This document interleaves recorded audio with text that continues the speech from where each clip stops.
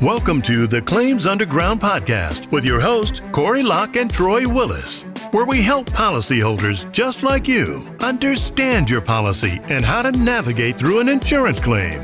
We advocate for homeowners as well as businesses when insurance companies won't pay. So if you're tired of getting the runaround and ready to find out what's really going on, then let's get down to business and learn from the insurance claims experts, Corey Locke and Troy Willis.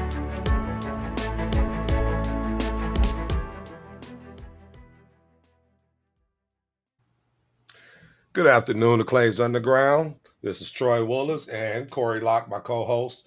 We're here today to discuss never sign a contract before reading it.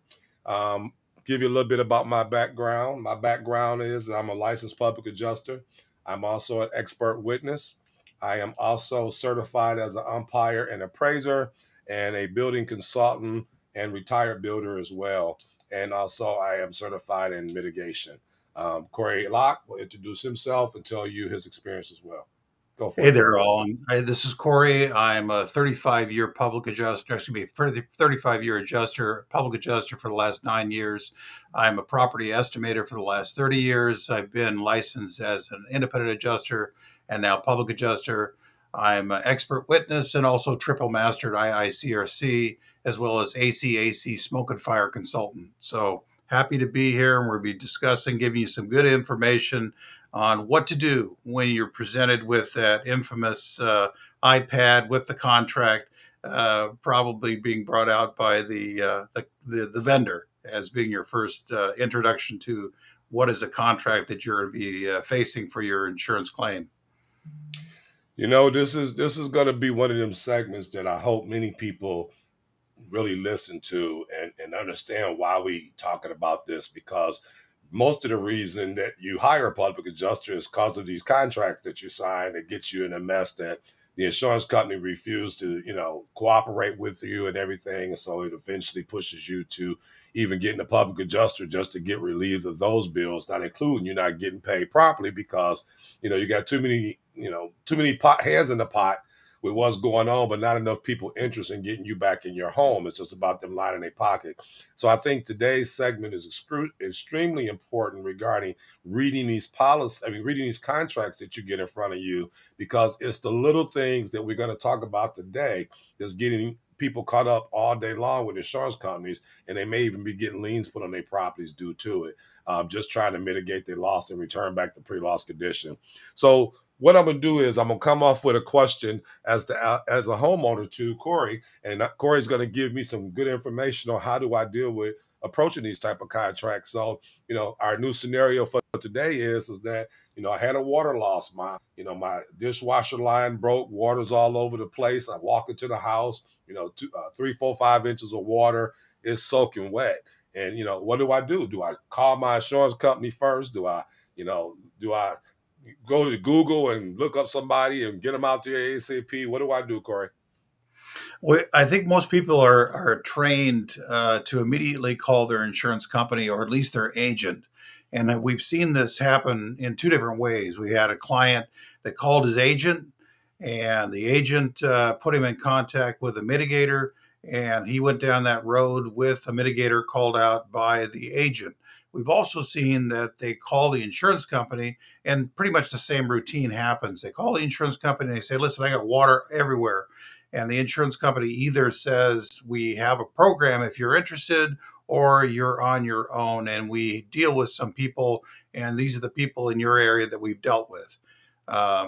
So basically you can go either way. There's no uniformity for an insurance carrier. Some carriers have a preferred vendor system. Some have just people they know, and some people don't have any clue. So it's all over the map. So should a person be concerned that if they use this insurance vendor, then they're going to automatically know that they're okay because their vendor comes from the insurance company? I mean, many insurance companies offer customers warranties if they use their preferred vendors. And, as a public adjuster, we've both seen that's just not the truth. I mean, you might have this warranty, given to you and all till you have a problem, and then they don't want to honor the warranty, and the first thing they throw back at you is that you signed a contract with that vendor, but it was your Right. vendor, but you Right. signed a contract with that vendor, although our state code required them to make good on that fact if they sent out a vendor, the vendor did a poor job. But there's other reasons I think today that's more important about why you shouldn't just sign these contracts. What would be some of the reasons that you would advise these people to really read their policy? Well, they have to read their policy, but to read the contract, they're going to need to know what they're binding themselves for. Uh, in the case of a water mitigator, you're basically signing on for them to do the whole job, even though they haven't even bid it, even though you don't even know what the amount of money is going to be. When you have the preferred vendor come out, they're going to do a dance with you. They're going to say, "We're showing up here. We're with your insurance." Well, that may be true, and that may not be true. They might be called out by any number of different third-party vendors, and you and I both know them. They're Alacrity, and there's Contractor Connection and Lions Bridge, and probably a host of others. But the first thing you got to do is read the iPad that they give you. Don't assume that what's in that little, check the box, sign here is going to be to your benefit. If you're not reading your contract, you're opening yourself up for potentially never being paid appropriately for your loss. And then the carrier gets to blame you for signing a contract that they're not going to honor. It's basically a two-edged sword. I don't know how you get around it other than I'm not going to sign this unless you give this to me to read in print form or you email it to me before I sign it. And you and I have run across that often enough where the mitigator is not going to start the job unless they have a signed work order.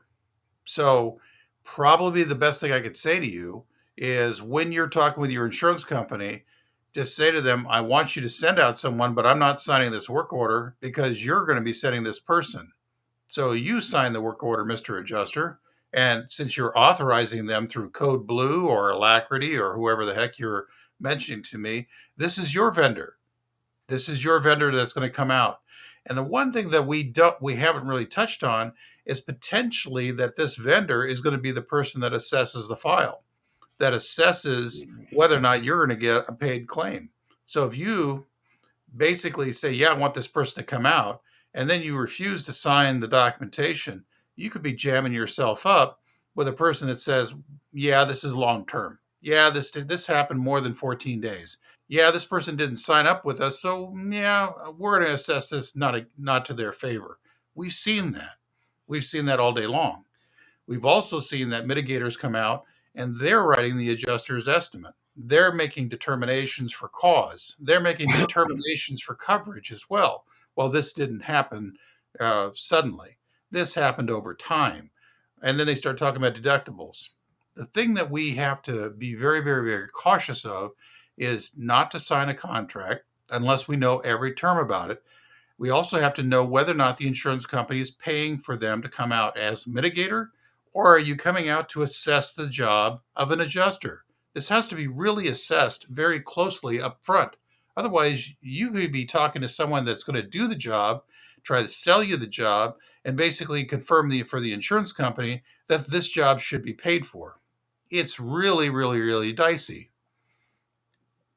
As we've seen for years, and even working as an independent adjuster, we see these insurance companies send out adjusters, and many of them don't have any experience whatsoever, or they hire a contractor, like you said, to write their estimate and then make decisions. By law in California, a contractor cannot negotiate a claim. He's acting as a public adjuster, and he can be fined up to $10,000 if reported for that type of thing. And they're doing it all the time, though, and it seems like there's there's nothing that nobody to reprimand them for doing it. But if it was somebody that was an individual that's not attached to the carriers, it's another story. I mean, it's a big thing that we see every day because a lot of people don't seem to understand that these vendors are given instructions and guidelines to Right. what they can and cannot put into an estimate. So you don't have a fair shake when they come out there from the beginning. If this guy knows that it's gonna take 26 line items to fix this this property, and he told he can't put 10 of them in there, it's going to never change. And then that adjuster is going to stand behind that estimate and go, that's all that my vendor found, which is not true. He just couldn't write what he knew he could write, Right. and then it takes you to have to fight for it. And they're going to make you feel like you're the victim. And then at that point, it goes into you finding a public adjuster to help you, an attorney, and it gets all the way to pre-litigation or all the way to the doorstep of the courthouse, and then they want to settle and give people money. And that's one of the things I think that's affecting many customers today when it comes to signing these contracts without reading them. Not to be long on this one, but there's companies out here that pack out companies that put in their contract real quickly that you don't notice that you got 5 days to pay them. Well, in this industry, nothing happens in 5 days. No, Nothing. nothing And at so, all. and so now the responsibility is yours to owe thousands and thousands of dollars. This mitigation company was, doing things that was so unscrupulous that they actually, 12 boxes and a couple items, they wanted over $22,000. And unfortunately, that leaves somebody on the hook to pay for it. And again, it's so important to know that these little trickeries are put into these contracts that's Right. going to benefit them. And people don't realize how large these bills are going to be Oh for yeah. mitigation or pack out. You can have a mitigation bill for 40, 50, 60, $100,000 before you know it.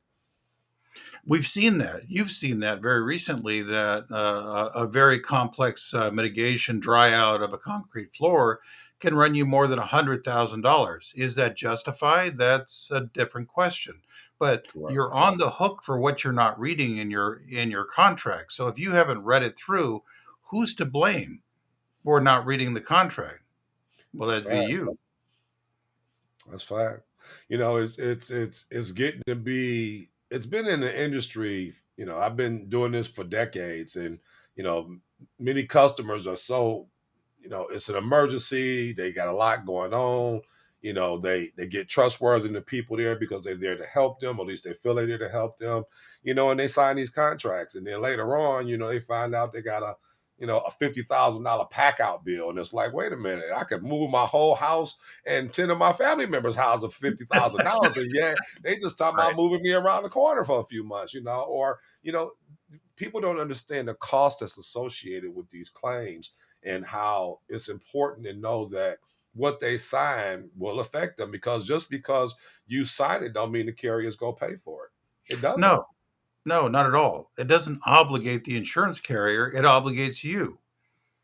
So you're stuck. You're stuck with a problem. You're trying to mitigate it as fast as you can, and the water is everywhere. And you're being told by your adjuster it's your responsibility to mitigate your loss. Otherwise, if you don't mitigate it, then you're not going to have coverage for this. So they're playing upon the fear of the policyholders. I got to get this done. I got to get someone in here. I got to protect it. What's the reality if water has been sitting in your house for 3, 4, 5 hours? The reality is the water is the water. The water is going to be where it's at. And whether or not I got to be, dealing with it in those 5 hours or 3 more hours after that to find someone else that maybe will come in and basically do a triage of what's going on rather than a full on mitigation, that's a possibility. But at least in California, and we're talking about it since we're here in California, it's always your responsibility, but also your opportunity to hire whoever you want. You don't have to accept anyone coming to your property to do work, not one person. The insurance company is not going to send someone to repair your house. By the way, if that's what you're thinking that you bought, you didn't buy that. No one's going to come and just magically wave a wand and make this all go away. It's all going to be on your responsibility to find the person to do the work. Now, does the insurance company send people? Of course they do. But why do they send the people? One, they send them to assess the loss. Two, they send them to prevent further damage. Three, they send them to control you. It's and that's so well said, because some of the things that these adjusters tell people to do and some of the things they say to them is so unrealistic. It's just another tactic to delay the claims when they asking people to go out and get 3 or 4 or 5 estimates. So and you have to ask yourself, why am I doing your job for you to get the lowest estimate to pay me the lowest cost when that's not what's going? I don't want the lowest guy in my house. I mean, just to get the cheapest work don't mean you get the best work. Right. It's still your home, and they owe you to be returned back to pre-loss condition, which is, something that people need to push a little more. You are entitled to that. So just accepting something that they say isn't a good thing, no more than accepting what's in these contracts. You have to, a person run across that in the contract and go, hey, I got to pay you in 5 days. I mean, I don't have this kind of money. And unfortunately, and this is what one of my insurers said, well, they told me they'll work with my insurance company. They normally get this paid. This is no problem. Well, guess what? It's a problem. It ain't the first problem. We run across this company before. It's a problem every time with this Right. company because of what they're doing with billing. And, so it hurts the customer a lot just by not reading the fine print and knowing better. I mean, because if you really did read that, as Corey mentioned shortly ago, we dealing with a concrete matter. This contractor put right in his contract that it's going to be $130,000 to $160,000. I mean, he wrote it in there. They like he didn't write it in there, So, what do you do other than call a PA and say, hey, I didn't know what I was signing. I was in distress. How do you help me, Mr. PA? How do you get me out of this? How do you help him, Corey? Quite honestly, if you're that far down the rabbit hole, you don't need to be necessarily talking to us. We would give you some information, but likely we're going to say you need counsel. You need counsel now. We come on those cases and try to unwind it the best we can. Yes, we can estimate. Yes, we can interact with your insurance company. But if you're that far down the rabbit hole that you signed a $120,000 mitigation on day one and you didn't read it, and all you're saying to them, I was a little distracted, guess what? You got a bigger problem than what we can solve as public adjusters. You got a problem that's going to become so big, you need counsel. You need an attorney to unwrap this for you. Now, there are ways to unwrap it, but that's beyond what our license allows us to do. We don't get to argue the points of law. We get to argue the insurance code and the policy. And that problem is well beyond what we're just describing here. We appreciate always the input. We all do, from you as my mentor as well. We appreciate this. And we look at all the things that, all the different kind of ways we can help people and give them information that is positive for them. So they're just not running around chasing their head, trying to figure, thinking that it's them. A lot of our customers think it's them. It's not them. This is all set up that way. Like you say, control is the biggest thing. What would you leave our people with today as a thought about never signing a contract before reading? What thought would you leave them with? What's the thought of the day? The thought of the day is, yes, it's your responsibility to mitigate your loss, but it's also your responsibility to protect yourself from predators. The people that come out that necessarily will be providing you with assistance are not necessarily the people that will end up being the most helpful for you.